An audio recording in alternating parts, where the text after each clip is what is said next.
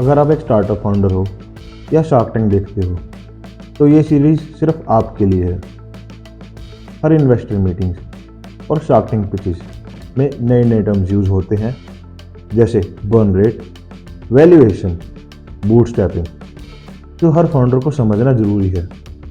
आज के एपिसोड में हम A&B के स्टार्टअप टर्म्स को कवर करेंगे और आपको बताएंगे कि शार्क टैंक में जो इन्वेस्टर्स होते हैं वो एक्चुअली आपसे क्या सुनना चाहते हैं। सबसे पहला वर्ड है एंजल इन्वेस्टर। ये वो इन्वेस्टर होते हैं जो एक स्टार्टअप की अर्ली स्टेजेस पे पैसा लगाते हैं, यूजुअली हाई रिस्क इन्वेस्टमेंट करते हैं, लेकिन स्टार्टअप को बड़ा होने का सबसे ज़्यादा मौका यहीं मिलता है।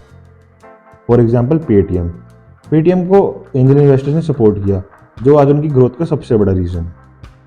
एक्विजिशन। एक्विजिशन का मतलब होता है एक कंपनी का दूसरी कंपनी को खरीदना, ताकि उसकी कस्टमर्स, टेक या मार्केट एक्सेस मिल सके।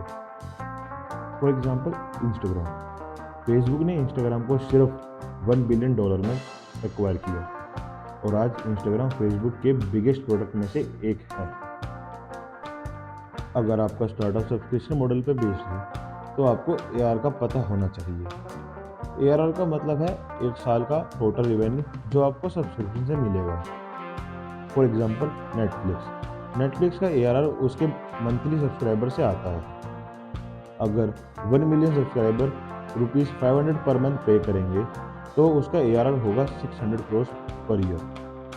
शार्क टैंक पिचेस का एक इंपॉर्टेंट पार्ट होता है आस्क, यानी आप इन्वेस्टर से कितने की फंडिंग डिमांड कर रहे हो और कितने परसेंट इक्विटी के लिए।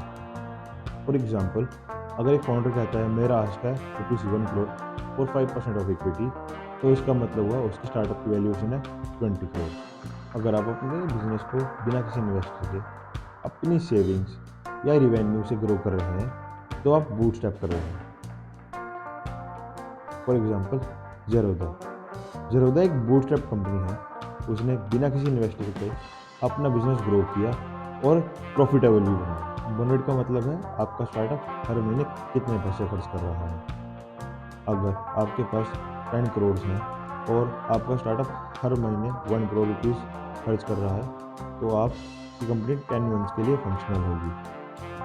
For example, many startup fail क्योंकि उनका बर्न रेट बहुत ज़्यादा होता है और रिवेन्यू बहुत कम। अगर एक स्टार्टअप 10 लाख रुपए कमा रहा है और इन 10 लाख रुपए खर्च भी कर रहा है तो ये उसका ब्रेक इवन पॉइंट होता है। इसका मतलब कोई प्रॉफिट कोई लॉस नहीं। जब एक स्टार्टअप का ब्रेक इवन पॉइंट क्रॉस होता है उसके बाद ही वो प्रॉफिटेबल होता है। तो ये थे स्टार्टअप टर्म्स जो हर फाउंडर को पता होना चाहिए।